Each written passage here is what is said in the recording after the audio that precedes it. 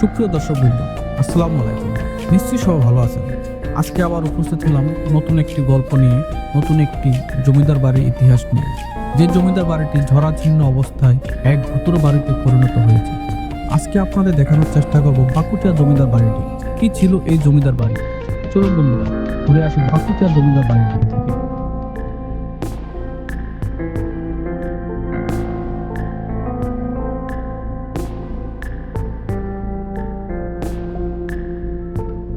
জমিদারি নেই, রয়েছে জমিদার বাড়ি। জমিদার বাড়ি মানে অপূর্ব কারুকাজ করা বিশাল ভবন। দেয়ালের পরতে পরতে সৌন্দর্যের ছোঁয়া, ইতিহাস ঐতিহ্য সাক্ষী হয়ে ঠায় দাঁড়িয়ে থাকা অন্য জমিদার বাড়ির চেয়ে একটু হলেও বাড়তি সৌন্দর্য খুঁজে পাওয়া যায় পাকুটিয়া জমিদার বাড়িটি।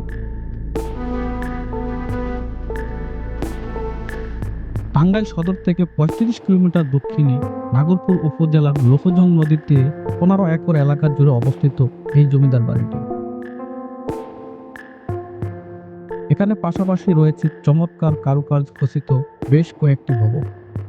প্রকৃতির মনোরম পরিবেশে যা পর্যটকদের দৃষ্টি আকর্ষণ করে। অগাধ বৃত্তের মালিক জমিদার অভিজাত শ্রেণীর ভোগ বিলাসী জীবনযাপনের কথা সর্বজন বিদিত। প্রজাদের কাছ থেকে আদায়কৃত অর্থের একটি বড় অংশ জমিদাররা ব্যয় করত নিজেদের প্রমোদ ও বিলাসিতায়। কালের সমুদ্র বিলুপ্ত হয়ে যাওয়া জমিদার শ্রেণীর প্রতিভা হয়ে যা ধ্বংসস্তূপের মাঝে আজও টিকে আছেন। ১৯ শতকের দিকে লন্ডন ও কলকাতা থেকে আনা নির্মাণ সামগ্রী ব্যবহার করে গড়ে তোলা হয় ২ তলা বিশিষ্ট বেশ কয়েকটি অট্টালিকা। পাকুটিয়া জমিদার বাড়ির ৩টি ভবন টিকে আছে আজও অবিকৃত অবস্থায়।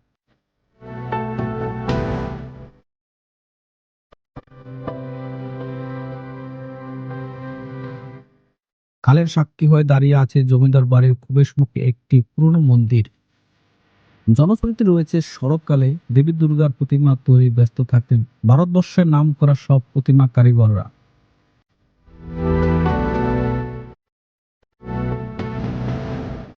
কালের বিবর্তনে জায়গাটা বর্তমানে নির্জন।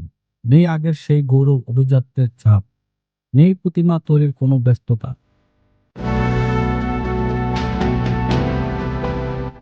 মন্দির ঘুরে দেখা গেল এর কোথাও ইট খসে পড়েছে, সে সঙ্গে পুরোনো দিনের নকশা হারাচ্ছে তার সৌন্দর্য।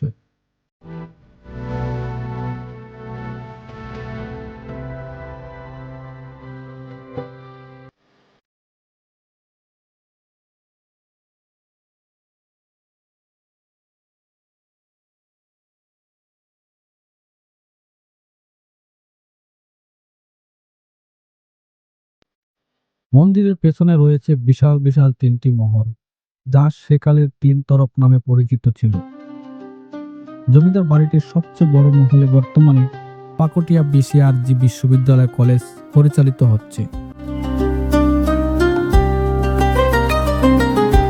দ্বিতল বিশিষ্ট ভবনের নির্মাণশীল মুগ্ধ করবে সবাইকে, তবে সংস্কারের অভাবে ভবনটিতে ফাটল দেখা দিচ্ছে।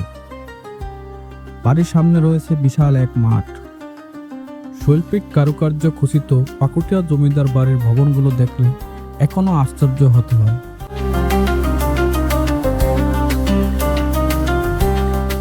বাড়ির প্রথম ভবনটির উপর রয়েছে ২টি নারীর বড় বড় আকৃতির শোয়া মূর্তি, আর তার মাঝখানে রয়েছে একটি ময়ূরের মূর্তি।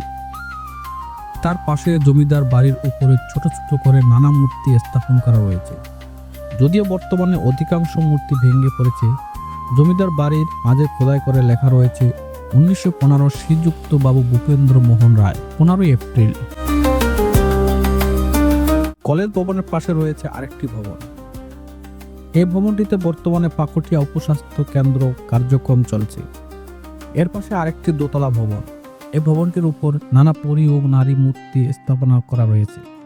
এই ভবনটিতে বর্তমানে সাধারণ মানুষের বসবাস করছে।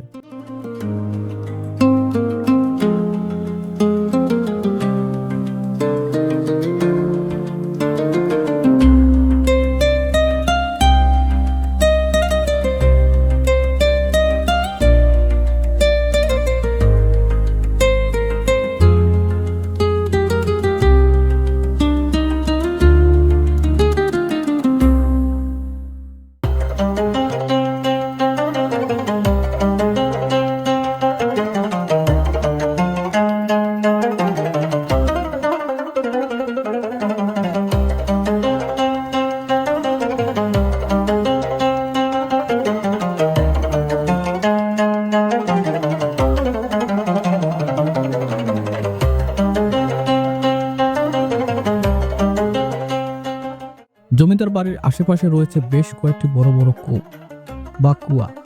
জমিদার বাড়ির রান্না সহ নানা কাজে এ সকল কুয়ার পানি ব্যবহার করা হতো। এটি শুধু একটি স্থাপত্য শিল্পের নিদর্শন নয়, বরং এই অঞ্চলের সামাজিক, রাজনৈতিক ও সাংস্কৃতিক ইতিহাসের একটি গুরুত্বপূর্ণ অংশ।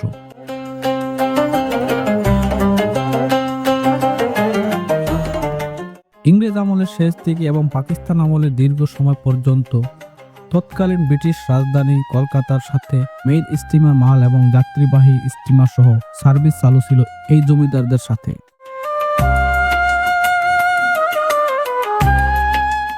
এক পর্যায়ে নাগরপুরের সাথে কলকাতার একটি বাণিজ্যিক এবং সাংস্কৃতিক সম্পর্ক গড়ে ওঠে। পরবর্তীতে পশ্চিমবঙ্গ কলকাতা থেকে আসেন রামকৃষ্ণ সাহা মণ্ডল।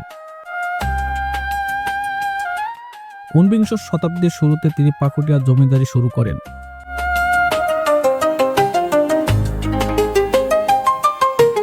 প্রায় 15 একর এলাকা জুড়ে একই নকশার পরপর 3টি প্যালেস বা অট্টালিকা নির্মাণ করা হয়। তখন জমিদার বাড়িটি 3 মহল বা 3 তরফ নামে পরিচিত ছিল। এই স্থানের জমিদাররা তাদের প্রজাদের নিজ জমিদার বাড়ির সামনে দিয়ে জুতা পায়ে বা ছাতা মাথা দিয়ে যেতে দিতেন না।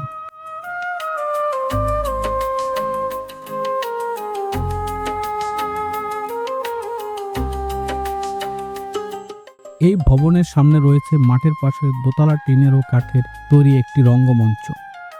এই মঞ্চে পাকুটিয়া জমিদাররা সে সময় বিখ্যাত নাচনালেদের এনে নাচাতো বলে শোনা যায়। এই মঞ্চের দোতলায় বসে জমিদাররা তাদের নাচ গান দেখতেন এবং আনন্দ উপভোগ করতেন।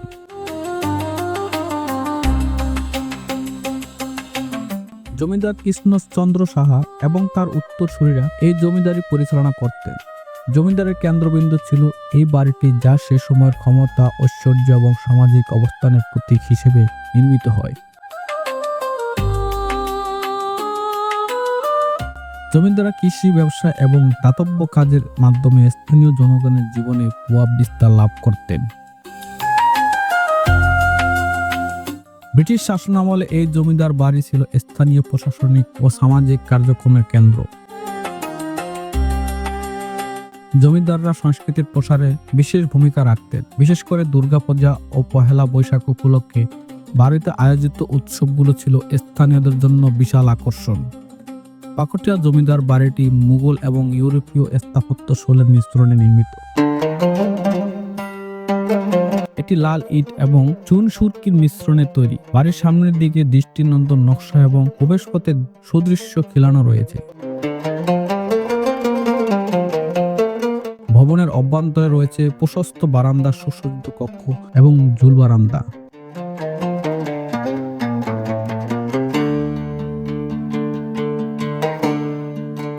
প্রতিটি মহলে রয়েছে নিজস্ব সৌন্দর্য। রেলিং টপ বা কার্নিসের ওপর রয়েছে বিভিন্ন ভঙ্গিতে দাঁড়িয়ে থাকা অসংখ্য সুন্দর সুন্দর ছোট আকৃতির নারী মূর্তি।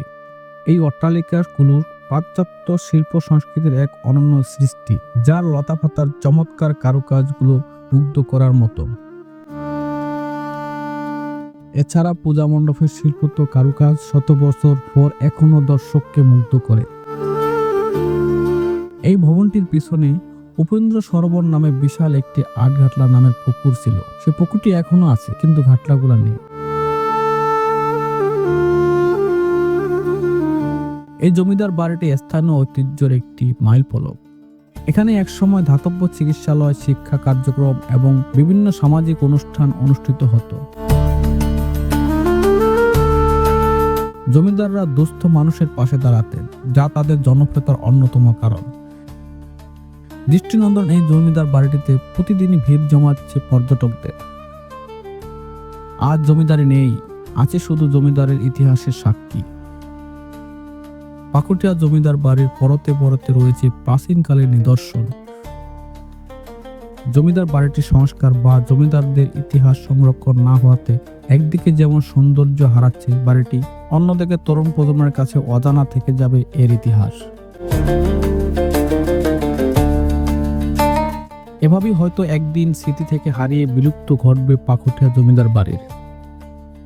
কালের আবর্তে তৎকালীন ক্ষমতাবান পাকুটিয়া জমিদাররা বড় বড় বাড়ি সহ মূল্যবান জিনিসপত্র রেখে ভারতে চলে যায়। বিশাল এ সম্পত্তি দীর্ঘদিন অরক্ষিত থাকায় চুরি হয়ে গেছে মূল্যবান অনেক জিনিসপত্র। বর্তমানে পাকুটিয়া জমিদার বাড়ির সংস্কারের অভাবে জরাজীর্ণ অবস্থায় রয়েছে। অনেক অংশ ভেঙে পড়েছে এবং অবহেলার কারণে ভবনটি ধ্বংসের মুখে। তবে স্থানীয় কিছু ব্যক্তি সংগঠন এই ঐতিহাসিক স্থাপনটি সংরক্ষণ করার দাবি তুলেছেন। স্থানীয়দের মতে পাকুটিয়া জমিদার বাড়ি এখনও তাদের গর্বের একটি প্রতীক। তবে তারা দুঃখ প্রকাশ করেছেন যে বাড়িটির সঠিক রক্ষণাবেক্ষণ অভাব এবং সরকারি নজরদারির অভাবে এটি ধ্বংস হতে বসেছে। অনেকেই মনে করেন সরকার ও স্থানীয় প্রশাসনের উদ্যোগে এটি সংস্কার করলে এটি পর্যটক কেন্দ্র হিসেবে গড়ে উঠতে পারে। বর্তমানে ভবনগুলো নানা মানুষের দখলে। তখন থেকে এলাকার কিছু প্রভাবশালী লোক এ সম্পত্তি দখলের চেষ্টা করে চলেছে। পাকুটিয়া জমিদার বাড়ি গেলে খানিকটা সময়ের জন্য আপনি চলে যেতে পারেন অতীতের সেই পুরনো ঐতিহাসিক এক স্মৃতিতে। পাকুটিয়া জমিদার বাড়ি শুধু একটি স্থাপত্য নয়, একটি ঐতিহাসিক এবং সাংস্কৃতিক ঐতিহ্যের ধারক। এটি সংরক্ষণ করলে স্থানীয় অর্থনীতি, পর্যটক এবং ঐতিহ্য পুনরুজ্জীবিত হওয়া সম্ভব। সংশ্লিষ্ট কর্তৃপক্ষ এবং স্থানীয় জনগণের উদ্যোগে এই বাড়ির হারানো গৌরব ফিরিয়ে আনতে হবে। প্রত্নতত্ত্ব অধিদপ্তর যদি পাকুটিয়া জমিদার বাড়িটি অধিগ্রহণ করে এটিকে পুরাকীর্তি হিসেবে সংরক্ষণ ও সংস্কার করে, তবে এই জমিদার বাড়ির ধ্বংসের হাত থেকে রক্ষা পাবে। সুপ্রিয় দর্শক বন্ধু, কেমন লাগলো আমাদের আজকের এই আয়োজন? আশা করি ভালো লেগেছে। যদি ভালো লাগে থাকে তাহলে অবশ্যই আমাদের এই চ্যানেলটি সাবস্ক্রাইব করবেন। কমেন্ট বক্সে অবশ্যই জানিয়ে যাবেন এই জরাজীর্ণ ভবনটি আমরা সেই হারিয়ে যাওয়া রূপটি ফিরিয়ে দিতে পারি কিনা সে সম্পর্কে কিছু মতামত দিয়ে যাবেন। আশা করি সকলে ভালো থাকবেন, সুস্থ থাকবেন। দেখা হবে আগামী কোনো এক নতুন আয়োজনে, কোনো এক নতুন রংমহল নিয়ে, কোনো এক রংমহলের রাজকীয় ইতিহাস নিয়ে। সে পর্যন্ত সবাই ভালো থাকুন, সুস্থ থাকুন। খোদা হাফেজ।